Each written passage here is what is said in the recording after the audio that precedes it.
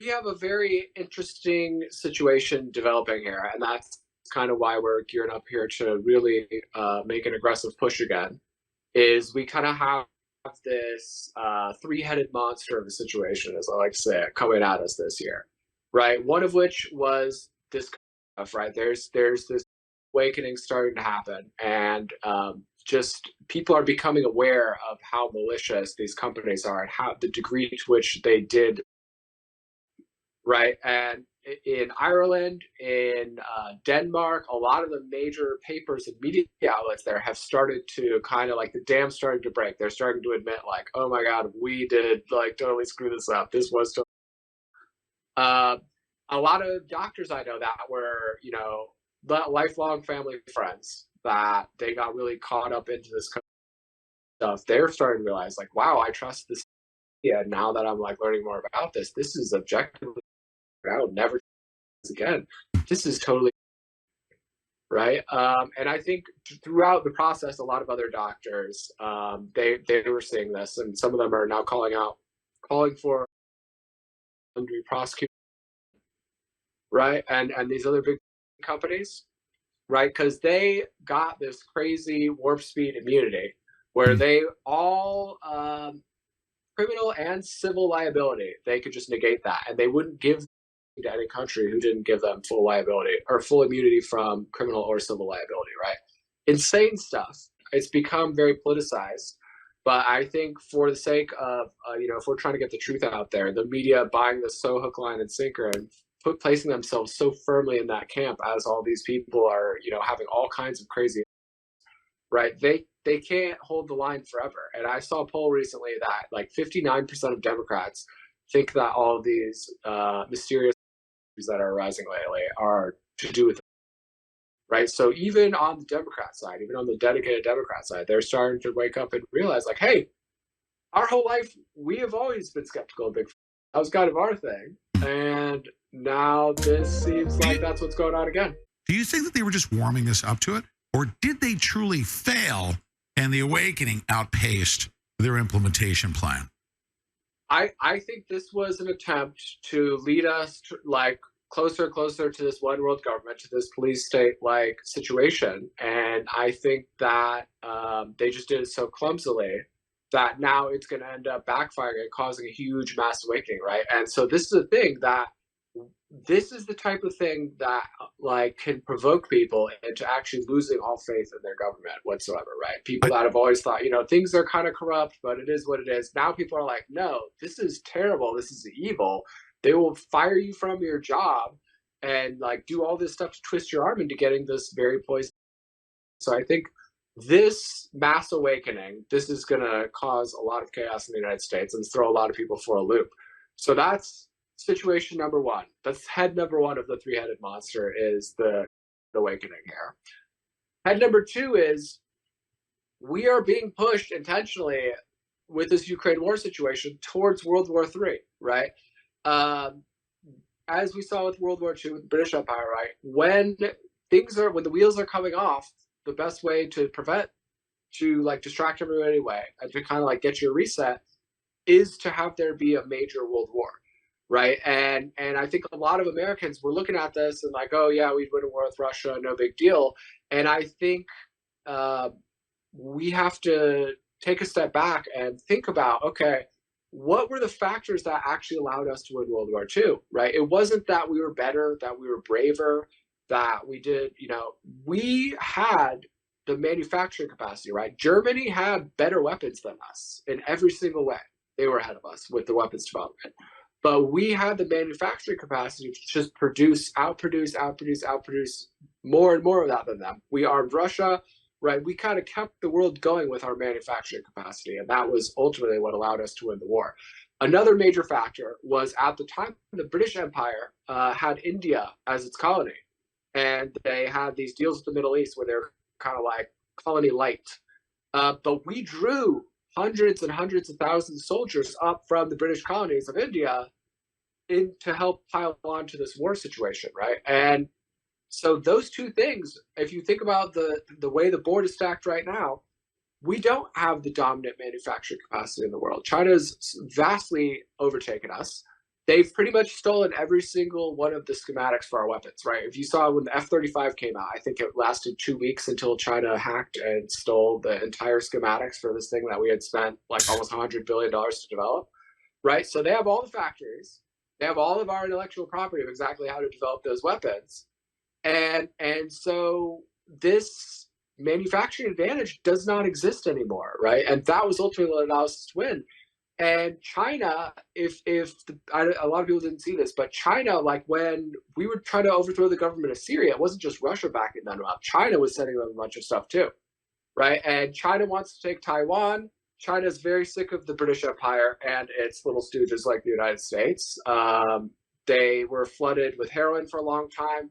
They were destroyed in wars over trying to outlaw that heroin, and they had that British colony of Hong Kong right off their coast for a long time. So China's been bristling at us. China's waiting to take these places back, right? And China, if there is World War III, will absolutely side with Russia and absolutely pile onto that. And they're connected via land, right? So resupply routes are very easy. China's been building this new, they call it the New Silk Road. So it's a vast set of rail lines and highways that are trying to go from China to Europe. And if you remember what allowed Hitler to blitz into Poland and across Eastern Europe so quick is because Hitler actually and his generals invented the concept of a highway, right? That was the first time a highway was deployed, was in World War II, and it was used to move mass amounts of troops and gear to the front lines quickly. So China has that, right? China has the manufacturing capacity. As this war in Ukraine has gone out, as the United States is trying to twist everybody's arm into taking our side on this, when clearly we're not in the right, a lot of countries are just saying, you know what, screw the United States.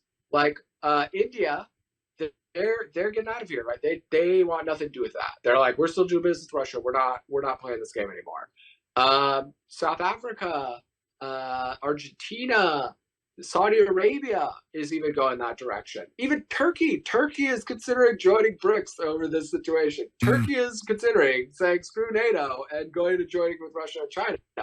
So if we had a massive world war break out, the board is not stacked in our favor like we normally are led to believe that it is, right? This would be a huge freaking problem for us, right? So, and it would not be just a clear Can victory, you imagine? Right? I'm just thinking of the scenario. Imagine this. We're not prepared on one front to go into a major war.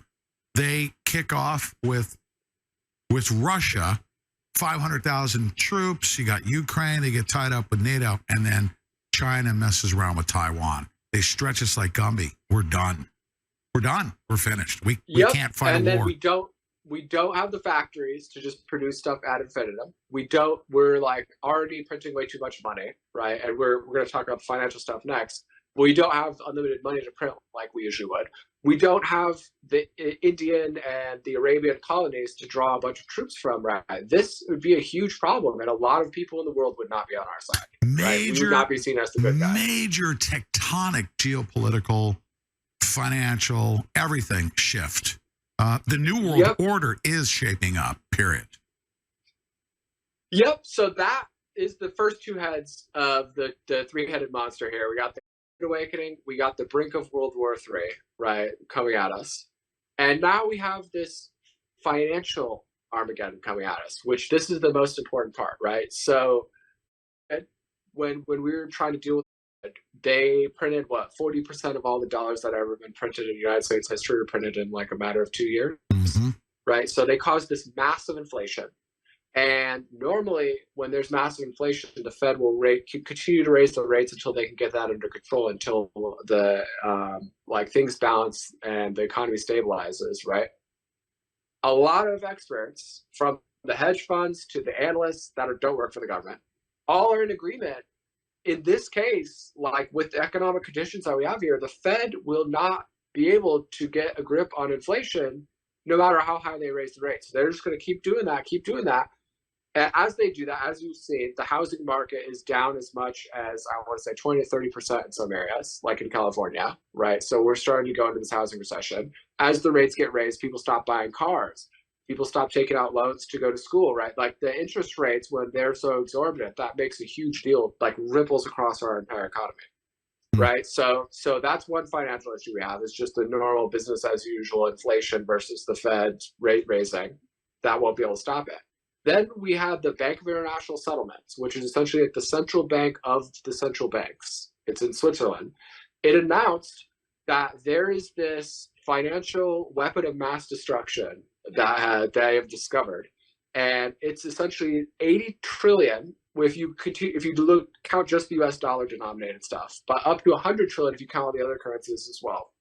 So this is derivatives and FX swaps. So this is a really funky type of international debt that is allowed to be held off of companies' balance sheets. So they have assessed that there's this gigantic black hole in the financial system that is essentially like 10,000 times greater than the black hole caused by the housing crisis in 2008.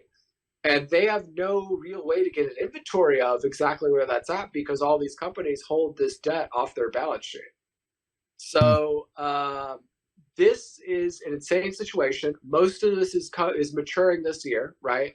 And a lot of companies, when the interest rates are nothing, they'll just refinance that and roll that over for, basically no interest. But now that the rates have been raised so high, now all of a sudden this is a crushing debt burden for banks and for companies across the spectrum.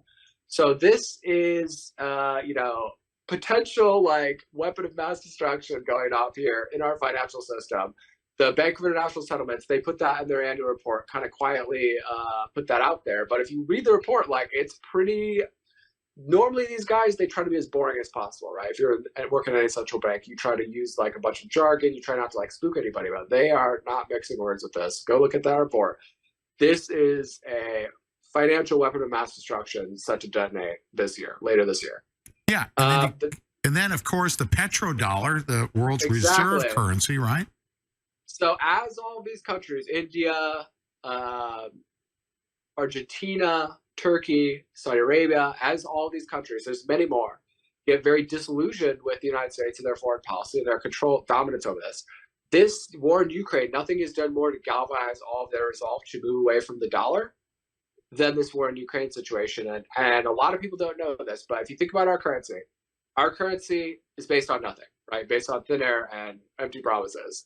And so its value, it's completely arbitrary. It's kind of like cryptocurrency. And the thing that has held its value up as we have printed money like drunken sailors is the fact that after World War II, we shook down every other country on earth and we forced all of them to buy all of their oil, all of their international trade. So all of their major like nationwide purchases, they are made in dollars, right? So this has artificially propped up the circulation of the dollar and artificially propped up its value as we print unlimited money here in the most irresponsible way imaginable. And these countries, especially the big ones, right? Russia, India, China. India, China is the biggest two oil consumers on earth. Indonesia, right, which is by 2030 going to be one of the world's top populations. Nigeria, same thing, right?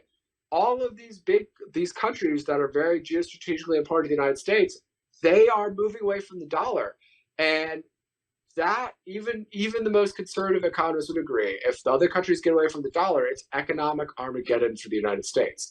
That means as we print all this money, we have runaway inflation, right? What we saw when they printed this money after COVID was baby stuff compared to the inflation that we would see as these countries move away from the dollar. So they are teed up, they're ready to go, they're actively taking steps to get away from this, right? And so that would make it so we can't just print unlimited money to pay our bills or to service our debt. And when we can't do that, it's financial Armageddon. It's chaos in the streets. It's banks closing. It's martial law. It's all this like crazy, like way beyond anything we've ever seen in the United States. That's what happens when everybody leaves the dollar. And so we have what you're referring to, by the way, to we're not just trying to scare everybody. Is what we will say. I'll say this. I have personal firsthand knowledge. Rex 84 readiness exercise 84. Ollie North, they ran an exercise. Then they implemented, based on that exercise, they came up with a scenario. What happens if we depeg the trading of oil to the dollar? And they said that if the banking system collapses because of our vulnerabilities and relying upon Saudi Arabia, if the banking system collapses in 72 hours, They said things would unravel so fast. And this is before computers. But FEMA was born out of that to contend with the civil unrest and that financial Armageddon. And that was in the late 80s. They've been preparing for this for several decades. But here we are right on its front doorstep of exactly what, our worst fears were back then. Exactly. It's coming to a head, but there was a meeting with the FDIC. So the FDIC is the organization that if your bank fails, they are who covers your deposits up to a certain amount. There was a leaked recording of their conversation in that, of how they're talking about how they are very worried that in the very near future, there's going to be a banking collapse, and that they're just going to tell people on a Friday night, and they're going to do like all this crazy stuff to try to, not have just chaos ensue, but the policymakers at the highest level are aware that this is a strong potential. And I mean, I would say anybody with eyes, right? You see this three-headed monster coming at us. The biggest head is this financial, trifecta that's coming at us. Like, we have to change.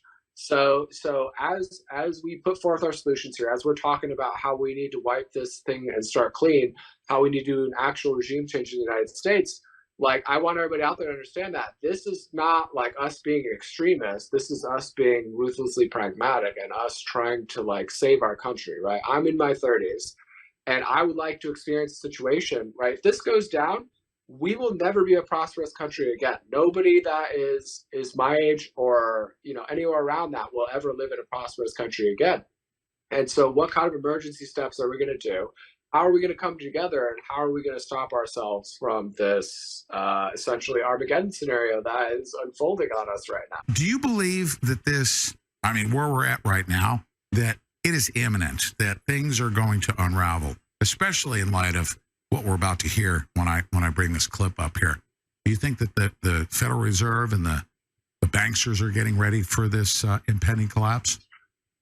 I think that they have been planning for this, and they're going to try to use this demolition of our economy to try to drag us kicking and screaming into a one world government, right, with a centralized digital currency. And they're going to say, it's the only way to save you, right? And so if we don't have our act together and we allow ourselves to be divided, and we allow them to be, it's divided 50-50, and we allow them to be the tiebreaker, then there's nothing we can do to stop this, right? We're going to get dragged kicking and screaming into this police state. They're going to control all the money, all of the technology, all of the resources, all of everything.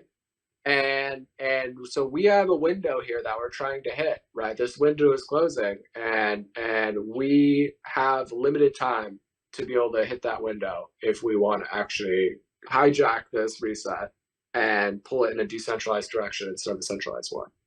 Yeah, I found I have that clip, and I'm going to play it right now. I want everybody to hear this. This is, I say shocking, but then again, we shouldn't be shocked by anything that they do.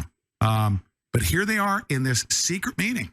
The recording just recently released. Listen to this. Have a professional need to know. I completely agree with that. I almost think you'd scare the public if you put this out. Like, why are they telling me this? Should I be concerned about my bank?